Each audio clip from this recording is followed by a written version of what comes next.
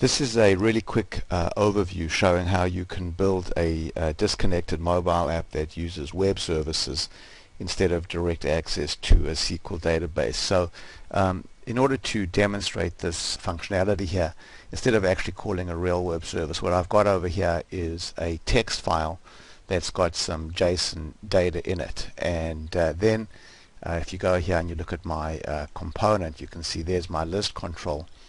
But when I go look at the data source for this list control, instead of being SQL as we've shown in the past, we've said that this is a custom data source, and that in order to get the data, we're going to call an XBasic function called xbGetData.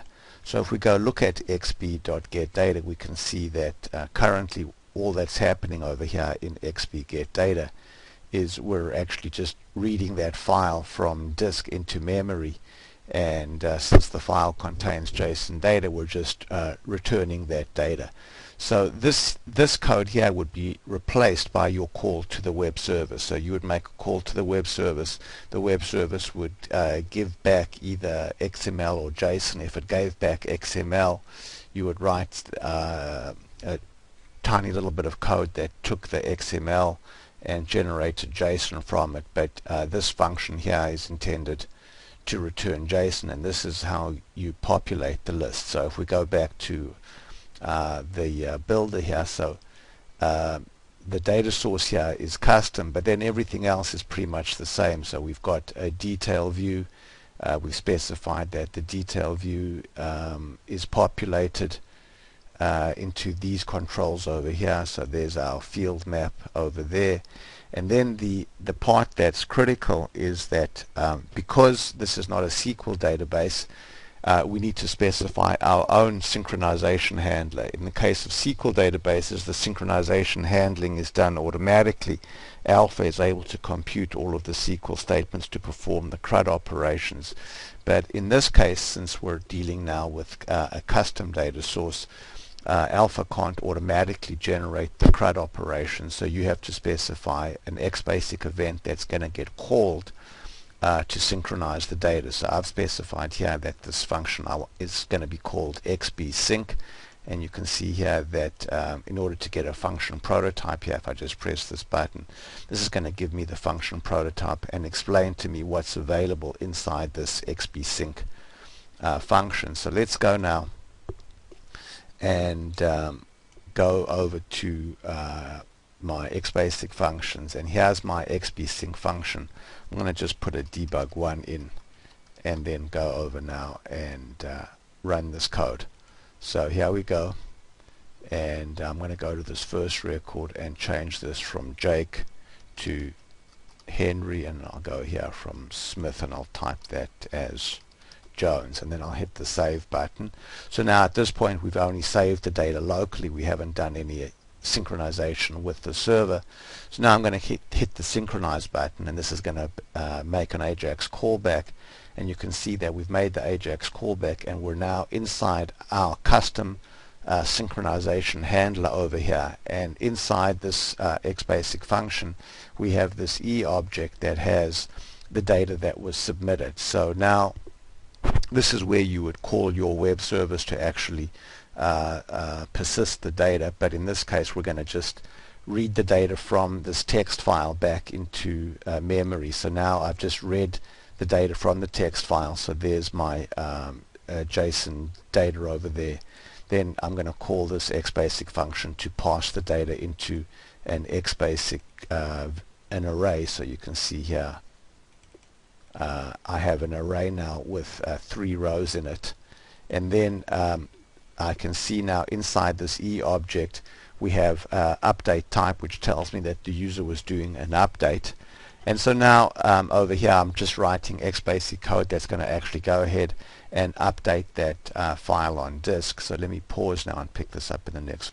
So continuing now on showing how a disconnected UX component that works against a web service might be built.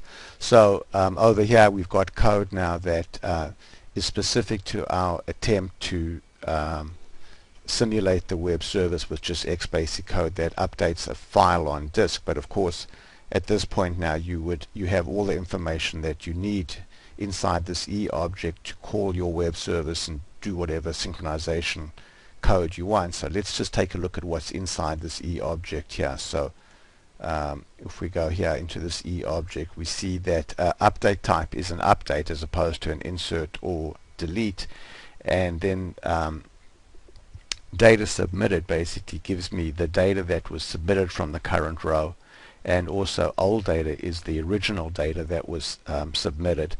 But there's another object here that's possibly of more interest, which is e.data, and then inside e.data we have this fields array, and the fields array has each field in your component.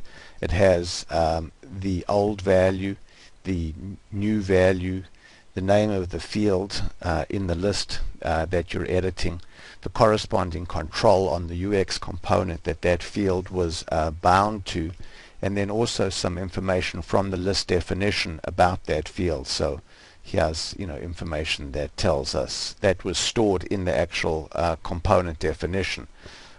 So let's go now through my code here, so we can say that if we can't find the row that was submitted, then we're going to go and send back an error. So we're going to set the sync error to true.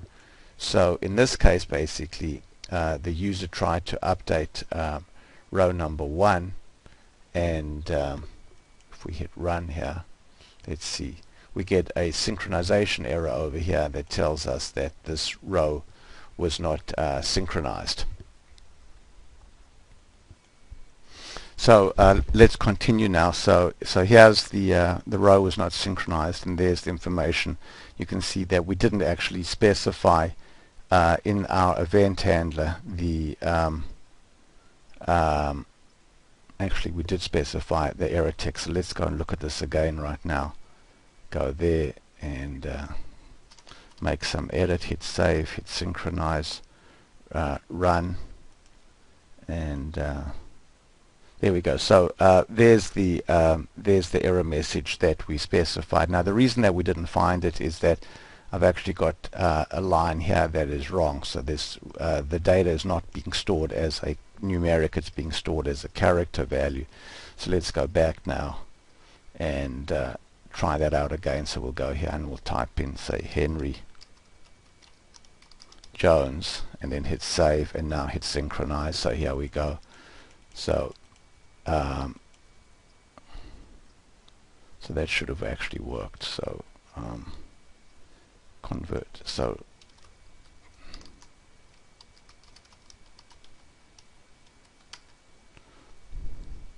okay, so there's another problem. That's PK as N, that should be PK as C. So let's go back here and make that PK as C. So try one more time now. So go there, Jake, and again now type Henry Jones, hit the save button, hit synchronize again. So again we step through the data. So this time we actually find it. And now what we're going to do is we're going to loop over all of the data in this array and generate some XBasic to update the array. So if we just go over this array here and now look at this code, now we're executing pix.firstname equals Henry. So ix right now is the row in the array. So step, and then execute that and now save the file back to disk. So go ahead and hit run. So now we've made the edits. The row now has been marked as clean, and if we go back to this text file now, we can see now when we reload the file that the edits were made. So what I've shown over here and is that the list was populated using an arbitrary XBasic function that could have called a web service, and the CRUD operations were performed again by calling an arbitrary XBasic function that again could have called a web service.